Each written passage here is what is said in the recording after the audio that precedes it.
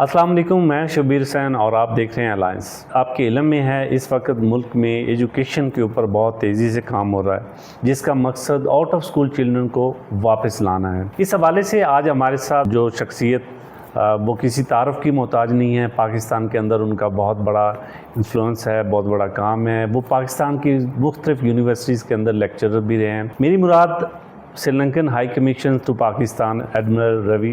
Assalamu alaikum, sir. Thank you very much for your time. Thank you. As you know, you are graduated from, you have been as a lecturer faculty in Lahore and Karachi University.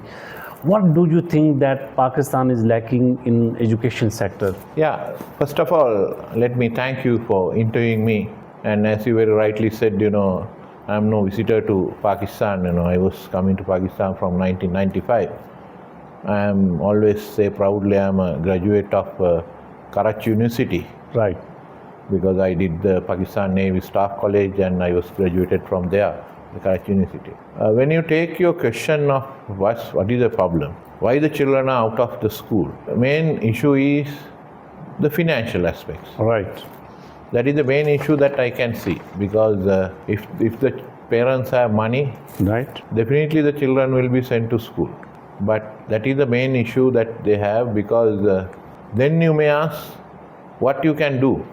Okay. Now, we always say proudly, the Sri Lankans, that we have almost 96%, 4% impressive literacy rate. Very impressive. Very, very impressive literacy rate. Why? Because of one simple reason. 6 to 8% of our GDP, right, gross national product, GDP of the country, right, goes for education. Okay. And from kindergarten, including me, from kindergarten to the university, okay, I don't pay a single cent to the school or to the university. Wow. It is all paid by the government. Right. And government take another step up, that if you are a bright student, you are given another scholarship above that, so that you can stay in a hostel. Right. You can do your work without any, support from your family. Right. So this is the main reason. Right. So, Excellency, as you mentioned that the most share of your GDP goes to education, and that's why you are really touching 100% literacy. Where do you think that Pakistan need to do more, in what sector? Financial reason is one thing. Yes. And do you think that as you've been to the universities of Pakistan and as a lecturer faculty, so what you think the curriculum we have, what you think about, what you say about the teaching we have, where we are struggling and what we need to improve it? Yeah, no, I agree with you. See, the curriculum and other things are important. Okay. But your curriculum is very good because you follow the British system. And then you have excellent teachers. Okay. The point is that the child is not coming to the school. Right. Especially the primary school. Right. Because, he has to be supported. And we go one step further. This is how we get our children to the school. Okay. We give, especially in the rural areas, not in the cities of course, rural areas, we give the midday meal or lunch, okay, free from the school. Oh. So now the child, say I have 4 children, but if all the 4 are going to the school and having lunch there, right, the mother doesn't require to cook for 4 people at home. It's a very big relief for her. Yeah. So she may ask even, why don't they have school on Saturday and Sunday also? Very, very well said you, that a kind of relief in terms of food and a kind of financial relief for the family, so the children back to school. Yeah. And then let me explain the other thing, that even our free education bill came in 1946. We got independence in 1948. Lucky. But the free education bill came in 1946, 2 years before our independence. because of one person, only one person. He is called the father of our education in the country. He is called Dr. C.W.W. Kannangara. Why? Because this Mr. Kannangara, as a young student in 1908, when he sat for the London matriculation exam in Sri Lanka, he came first in the entire empire. At that time, we all under British. But he couldn't go to the university. The simple reason is his parents didn't have money.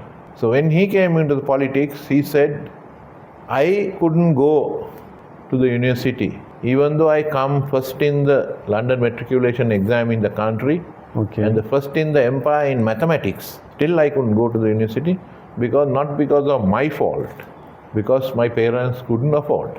But this thing should not happen to any child in our country again. Right. So that was his prime vision, right? Bringing the free education. So he brought the free education. The schools were built and things were happening very well. But then again he realized, after about 6-7 years, that during the harvest season, or when the field has been prepared, the children are not coming to school. Even though it is free, the parents are saying, come, stay back, don't go to school and help me on the field. Yes. So the child doesn't go. So then he said, okay, let us try this with a lot of support from US actually, US aid. We started giving the midday meal. Day meal. Midday means lunch. Okay. So child has to come to the school at 7:30. Right?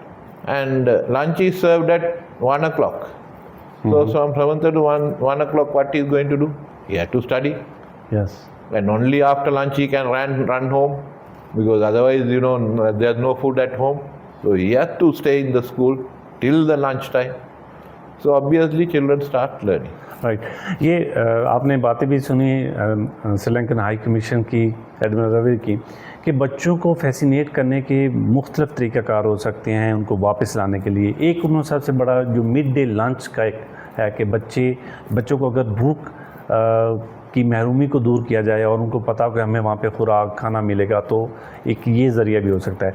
इसके अलावा Excellency, how would you see we need to switch toward the digital education like the gadgets and mobile?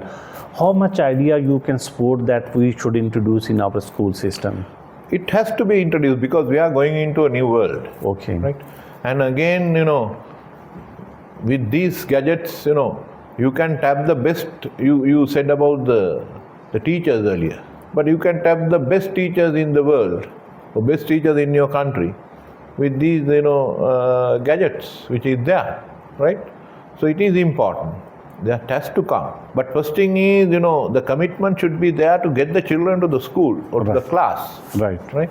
So for that we should have that commitment of getting them. Right. And the state has to spend a lot of money from their coffer, from your GDP. There will be a lot of opposition because, even in Sri Lanka, we are under tremendous pressure that we should reduce the spending for education. Right. But you can't do that because there are a lot of opposition to it.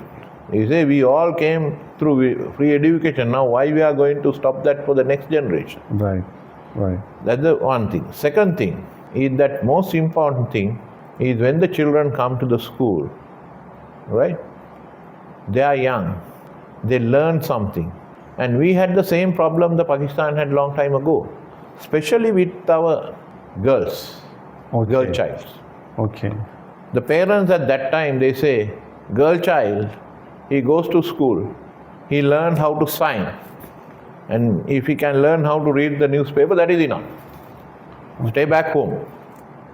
Same. We are from Southeast Asia, our traditions, our cultures are same.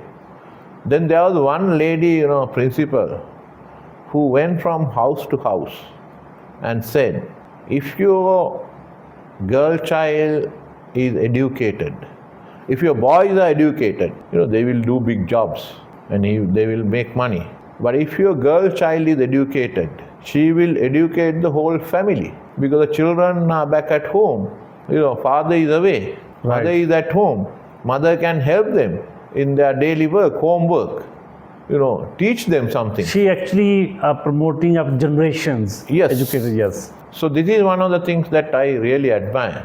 Right. Because my own grandfather, grandmother, my wife's grandmother, they were of that, tradition where that, they just go to school just to learn to sign with the signature and read, something and understand it, that's all.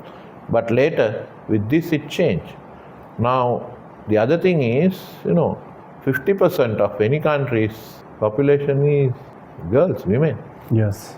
They can really, give something for the country and for the economy. Right. We are taking break here and we will come back soon. Thank you.